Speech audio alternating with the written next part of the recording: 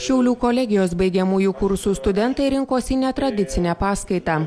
Verslo ir technologijų fakulteto dekanas džiaugiasi, kad tokie renginiai tampa tradiciniais ir sako, kad dabartiniu laikmečiu svarbu jaunimui suteikti kuo daugiau žinių ir informacijos. Rengiant studentus yra svarbu ne tik tai išdėstyti tuos dalykus, kurie yra numatyti studijų programuose, bet suteikti ir naujausią informaciją apie procesus vykstančius šiuolaikiniame pasaulyje.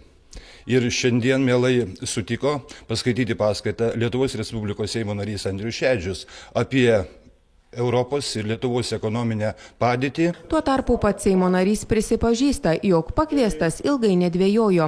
Mat su kolegijos studentai susitinka jau nebe pirmą kartą.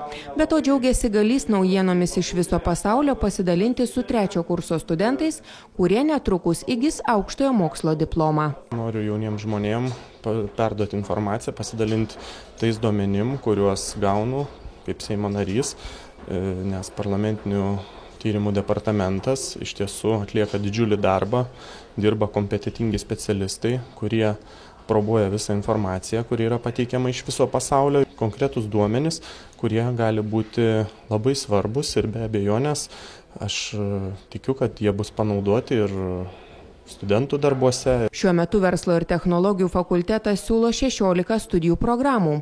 Pasak dekano, čia studijuoja beveik 2000 studentų.